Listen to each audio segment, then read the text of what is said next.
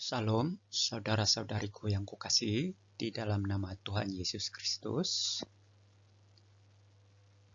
Anda bersama Rematos Onoma Channel. Pada video kali ini, saya akan menjelaskan bahwa doktrin Tritunggal tidak sesuai dengan ayat-ayat Alkitab Kristen di Alkitab Perjanjian Lama maupun ayat-ayat Alkitab Kristen yang ada di Alkitab Perjanjian Baru.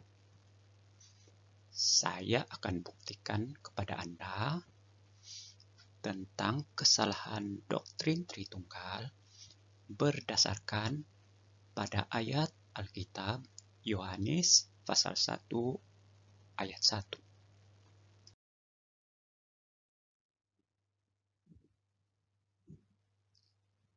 Di video saya yang sebelumnya, saya telah memberikan penafsiran secara rinci tentang ayat Yohanes pasal 1 ayat 1 ini. Namun pada kali ini, saya akan memberi penafsiran ayat Yohanes 1 ayat 1 ini berdasarkan pola pikir ajaran doktrin Tritunggal. Dengan demikian, hal pertama yang saya lakukan adalah memberikan penjelasan tentang arti sebenar ayat Yohanes 1 ayat 1 ini. Dan setelah itu nanti, saya baru akan menjelaskan atau menghubungkan apakah ayat Yohanes pasal 1 ayat 1 ini sesuai dengan doktrin Tritunggal ataupun sebaliknya. Baik, langsung saja kita bacakan ayat Yohanes pasal 1 ayat 1. Saya bacakan dalam terjemahan bahasa Melayu. Demikian bunyinya. Pada mulanya adalah firman. Firman itu bersama-sama dengan Tuhan. Dan firman itu adalah Tuhan. Ayat ini dalam teks asli bahasa Yunani berbunyi, En arche en hologos, kai hologos en prostantion, kai theos en hologos.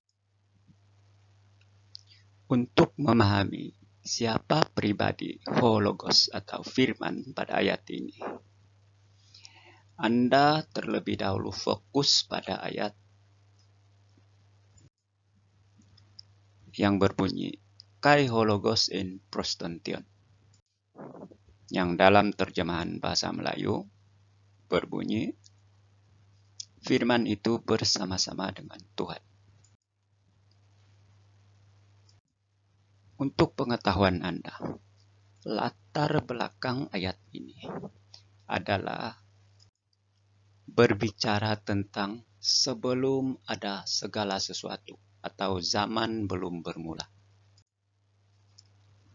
Pada waktu zaman belum ada, pribadi yang ada hanyalah Tuhan.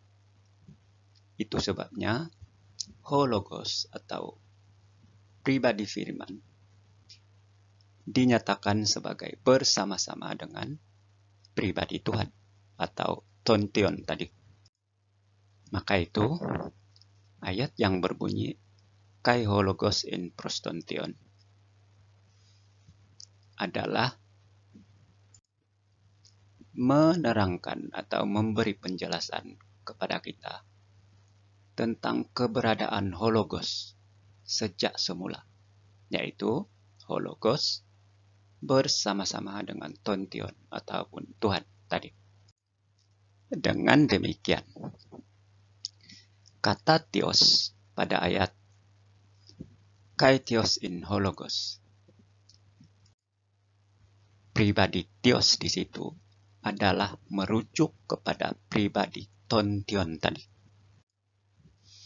Sebab pribadi tontion adalah merupakan subjek yang dibicarakan pada ayat Yohanes pasal 1 ayat 1 ini. Oleh yang demikian, pribadi Theos tidak ada yang lain selain daripada pribadi Tontion yang disebutkan pada ayat ini. Dengan demikian, ayat Yunani yang berbunyi Kai Theos in Hologos sebenarnya memberikan penjelasan bahwa pribadi Hologos adalah merupakan pribadi Tontion tadi. Sekarang, mari kita hubungkan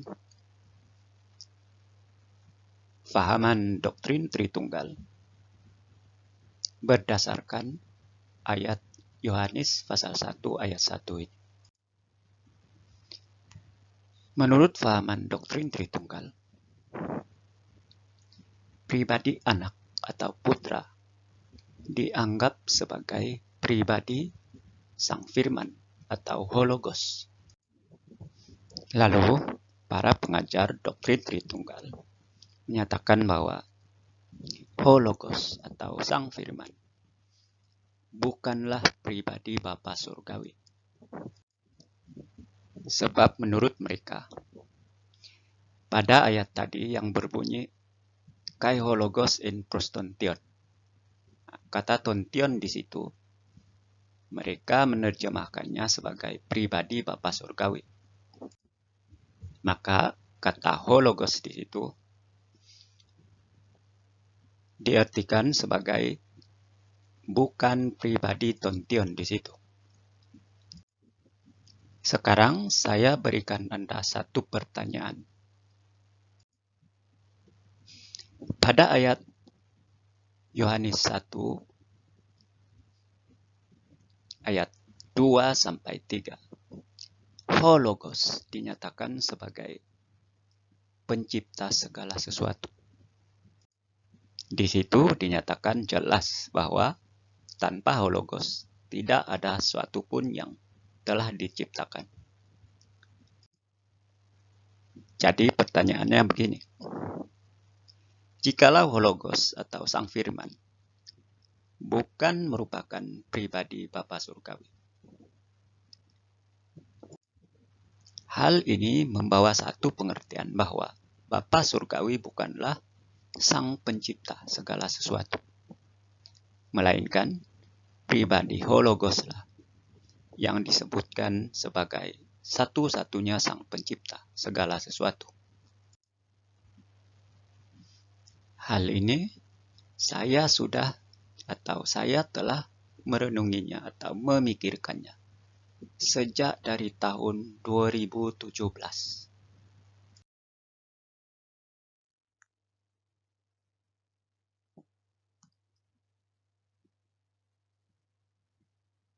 Baik, secara rinci, mari kita coba mengertikan atau membaca ayat Yohanes pasal 1 ayat 2 sampai 3. Ayat ini saya urai untuk menghubungkan tentang fahaman doktrin Tritunggal bahwa pribadi Hologos atau Sang Firman bukanlah merupakan pribadi Bapa Surgawi. Jadi ayat ini saya ambil untuk membuktikan kesalahan doktrin Tritunggal. Sebab menurut fahaman saya, Hologos atau Firman adalah merupakan pribadi Tuhan atau Bapa Surgawi itu sendiri. Baik, saya bacakan dulu ayat Yohanes pasal 1 ayat 2 sampai 3. Ini adalah terjemahan dalam bahasa Melayu. Demikian bunyinya. Ya, pada mulanya bersama-sama dengan Tuhan. Segala sesuatu dijadikan oleh Dia, dan tanpa Dia tidak ada sesuatu pun yang telah jadi dari segala yang telah dijadikan. Kata ya di situ merujuk kepada pribadi hologos atau logos atau sang firman. Oleh itu ayat ini menjelaskan tentang pribadi hologos lah yang telah menciptakan segala sesuatu. Dan tanpa pribadi hologos atau firman, tidak ada suatu pun yang telah jadi dari segala yang telah dijadikan. Seperti yang kita lihat hari ini, termasuk manusia, binatang, dan tumbuh-tumbuhan, serta alam semesta ini. Seperti pada pertanyaan saya tadi,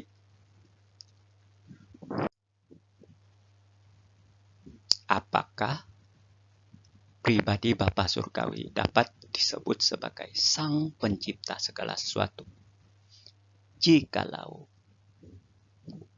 pribadi hologos atau sang firman bukan merupakan pribadi Bapa Surgawi sendiri.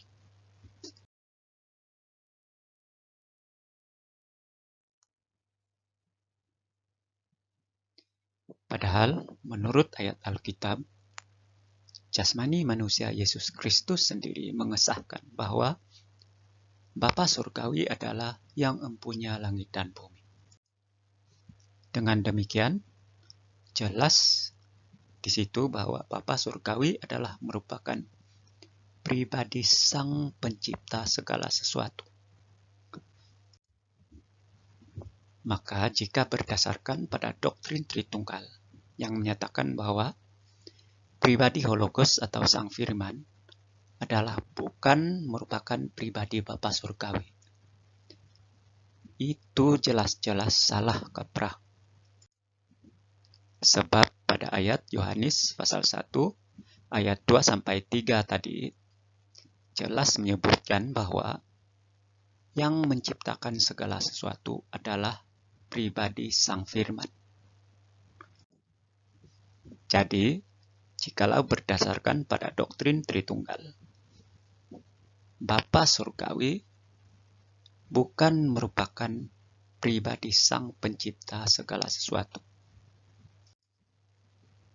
Yesus Kristus pada ayat Matius pasal 11 ayat yang ke-25 menyatakan demikian. Pada waktu itu berkatalah Yesus, "Aku bersyukur kepadamu Bapa, Tuhan langit dan bumi, karena semuanya itu Engkau sembunyikan bagi orang bijak dan orang pandai, tetapi Engkau nyatakan kepada orang kecil." Bagaimana? Anda masih ngotot? Anda masih bersikeras menyatakan bahwa pribadi firman bukanlah pribadi Bapa Surgawi?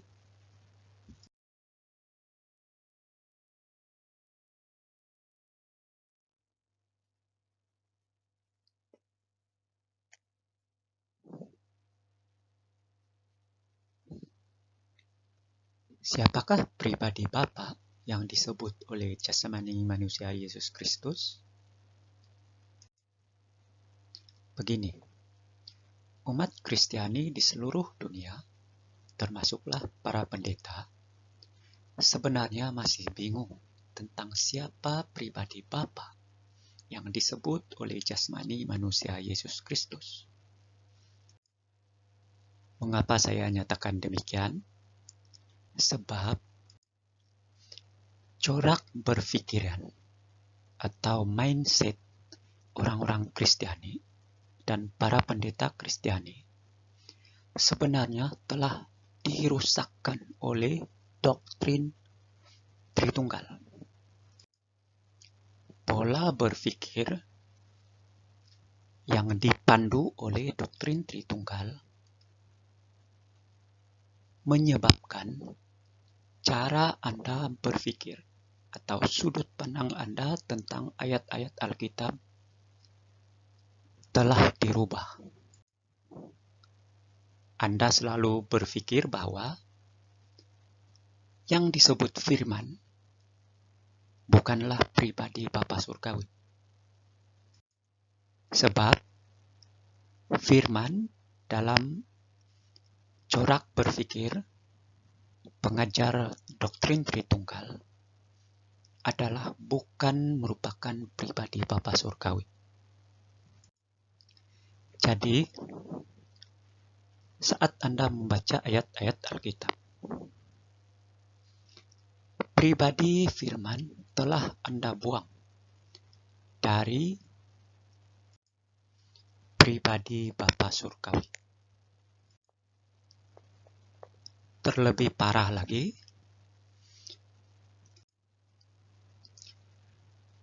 Kristen Ortodoks memahami bahwa Bapa Surgawi tidak pernah berfirman di dalam Alkitab Kristiani, melainkan yang berfirman di situ adalah hanya pribadi firman atau hanya logos. Padahal logos atau pribadi firman dinyatakan oleh mereka bahwa bukan merupakan pribadi Bapa Surgawi. Atau pendek katanya, pribadi hologos atau firman berbeda dengan pribadi Bapa Surgawi. Hal ini amat jelas adalah merupakan satu penyimpangan berpikir. Analoginya begini. Saya ambil contoh segala ucapan saya. Anda hanya mengenali diri saya melalui segala ucapan saya. Saat Anda bertanya kepada orang lain tentang siapakah diri saya, orang itu belum tentu dapat mengenali diri saya secara benar. Sebab perkataan yang diucapkannya bukanlah perkataan saya. Namun, jikalau saya sendiri yang mengucapkan tentang pengenalan diri saya, itu pastilah benar sebab perkataan itu berasal dari pribadi saya. Demikian juga dengan firman Tuhan. Firman Tuhan di dalam Alkitab Perjanjian Baru maupun di dalam Alkitab Perjanjian Lama,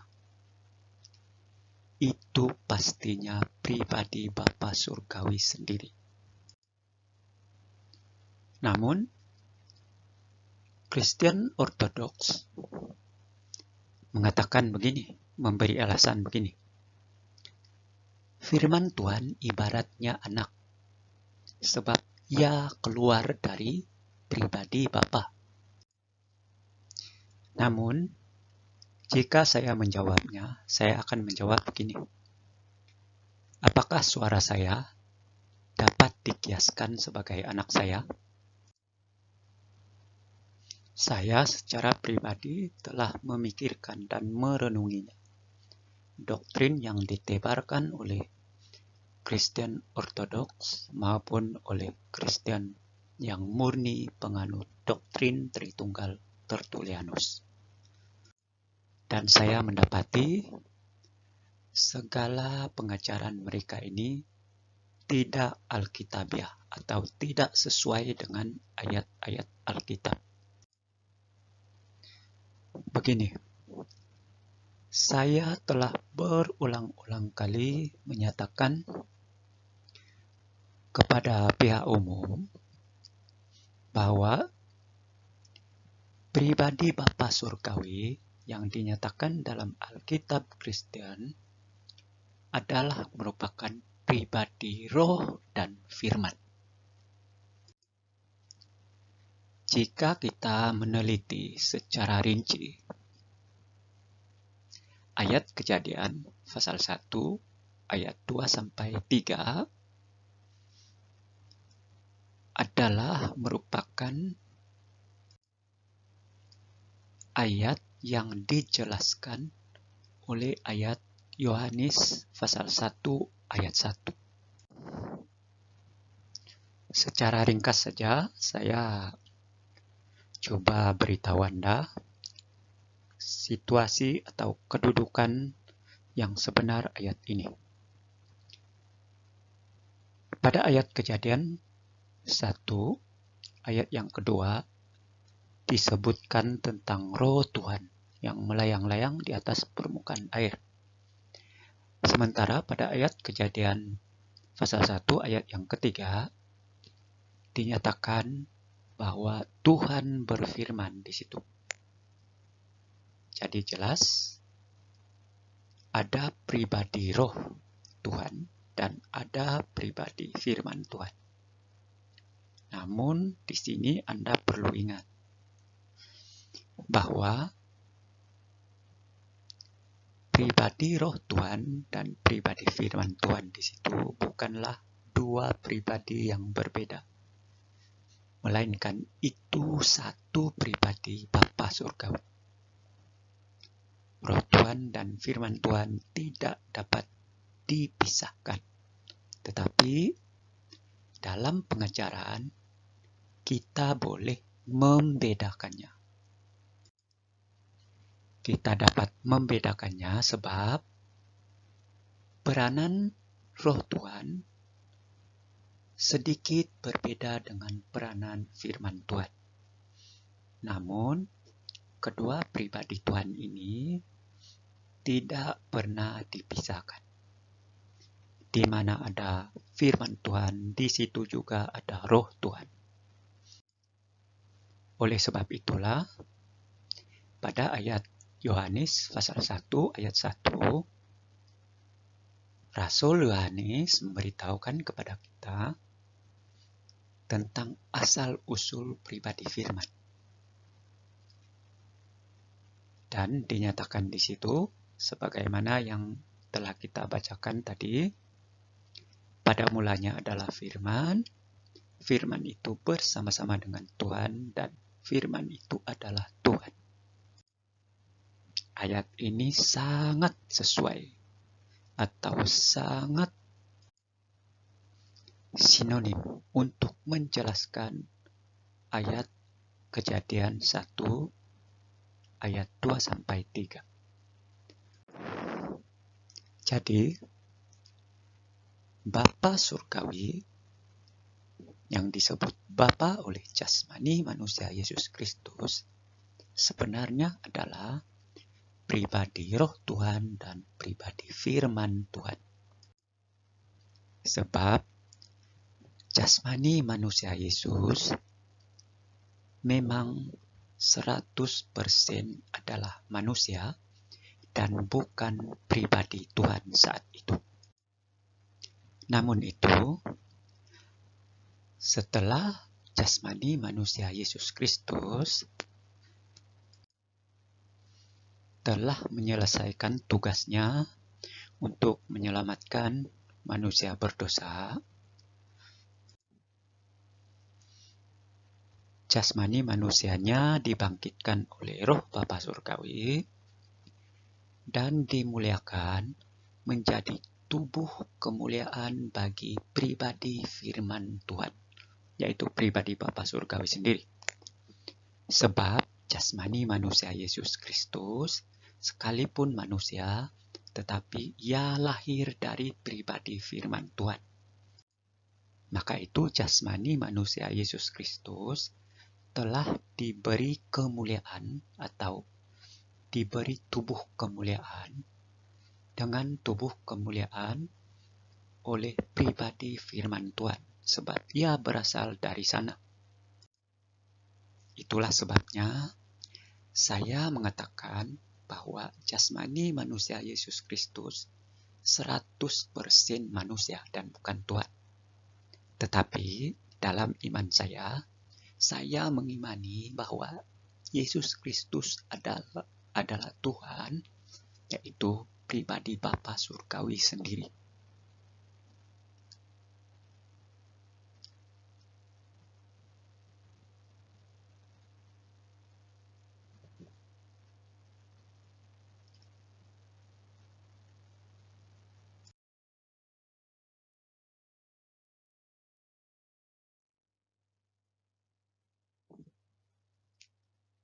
Memang sebenarnya umat Kristiani tidak mengetahui bahwa jasmani manusia Yesus Kristus 100% manusia dan tidak membawa status Tuhan.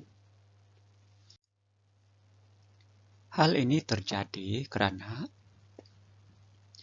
penggenapan nubuat firman Tuhan tentang kedatangan seorang Mesias atau Mesias atau Ha-Masiah atau Christ digenapi oleh kelahiran jasmani manusia Mesias itu. Seorang Mesias harus 100% atau 100% manusia.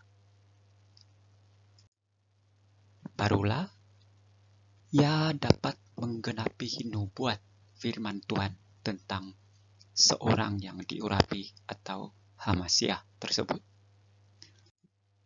Jika kita membaca salah satu nubuat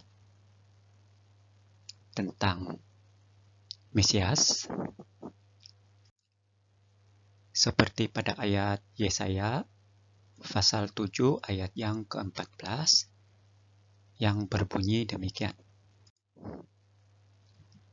Sebab itu, Tuhan sendirilah yang akan memberikan kepadamu suatu pertanda.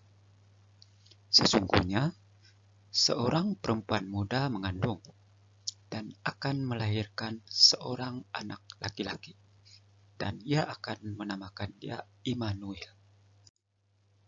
Ayat ini amat jelas bahwa pribadi Mesias harus seorang manusia, yaitu dilahirkan oleh seorang perempuan muda.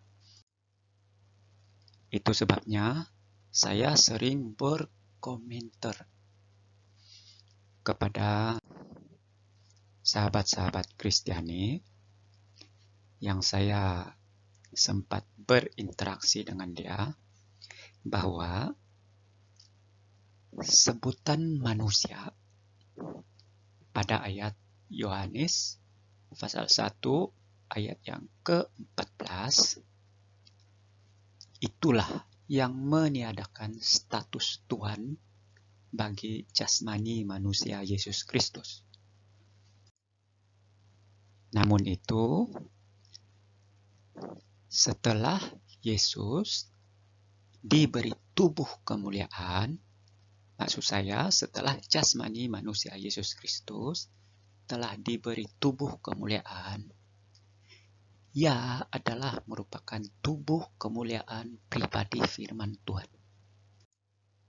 Sebab jasmani manusia Yesus Kristus lahir dari pribadi firman Tuhan ke dalam jasmani manusia Maria. Maksud saya ke dalam rahim Maria. Maka itu kita manusia biasa dari keturunan Adam dan Hawa, jikalau di hari kebangkitan nanti tubuh kita dimuliakan untuk masuk surga, kita hanya seperti malaikat-malaikat di surga dan tidak dimuliakan sebagai tubuh kemuliaan firman Tuhan. Sebab jasmani manusia kita tidak berasal dari pribadi firman Tuhan. Saya harap Anda sudah jelas tentang perkara ini, tentang alasan saya mengapa saya bersikeras mengajarkan bahwa jasmani manusia Yesus Kristus 100% adalah manusia dan bukan dalam status Tuhan. Sebab saya amat jelas tentang hal ini.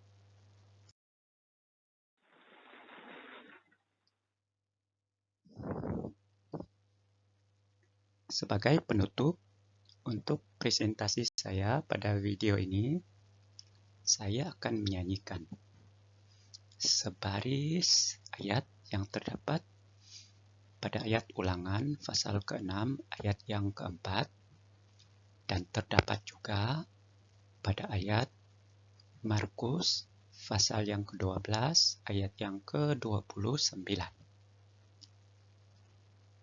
Shema Yisrael Adonai Eloheinu Adonai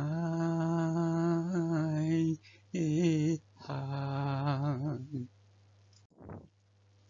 Shalom Aleichem Bishem Adonai Yeshua HaMashiach. Amin. Shalom, Tuhan Yesus memberkati. Amin.